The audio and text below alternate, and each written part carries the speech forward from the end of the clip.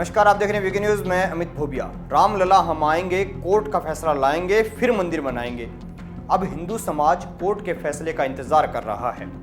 आजादी से पहले से चलता आ रहा है विवाद अदालत की तारीखों में फंसकर रह गया है।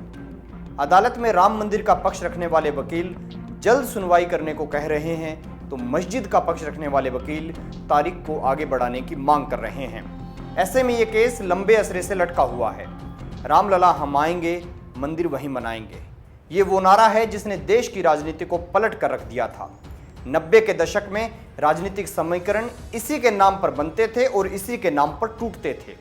अब सवाल ये कि तारीख पर तारीख लेते रहे तो फैसला कब आएगा। आपको बता दें कि 6 अगस्त 2019 से अयोध्या मामले की सुनवाई रोजाना शुरू की गई है। रोजाना सुनवाई के तहत हफ्ते में 3 दिन मंगलवार, बुधवार और गुरुवार को मामला सुना जाता है, लेकिन गुरुवार को सर्वोच्च अदालत ने फैसला लिया कि वह हफ्ते में 5 दिन तक इस मामले की सुनवाई करेगा।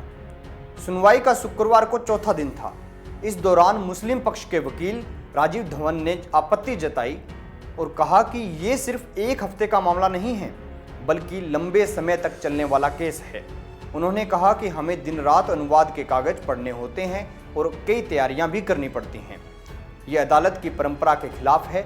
इस तरह सुनवाई हुई तो मैं अदालत की मदद नहीं कर पाऊंगा।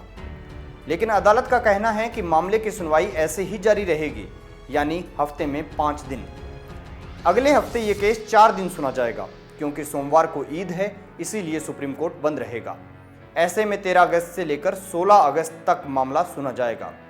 वैसे अब हर हफ्ते सोमवार से शुक्रवार तक केस की सुनवाई अदालत में होगी। सवाल ये कि मुस्लिम पक्ष इस केस से भाग क्यों रहा है, वो जल्द सुनवाई के पक्ष में क्यों नहीं है। इससे पहले भी जब सुप्रीम कोर्ट ने लगातार सुनवाई के लिए बोला था, तो मुस्लिम पक्ष की ओर से कहा गया था कि अभी चुनाव आने वाले हैं, चुनाव पर इसकी सुनवाई का असर पड़ सकता है, इसीलिए सुनवाई टाल देनी चाहिए, और सुप्रीम कोर्ट ने उनकी बात मान ली थी।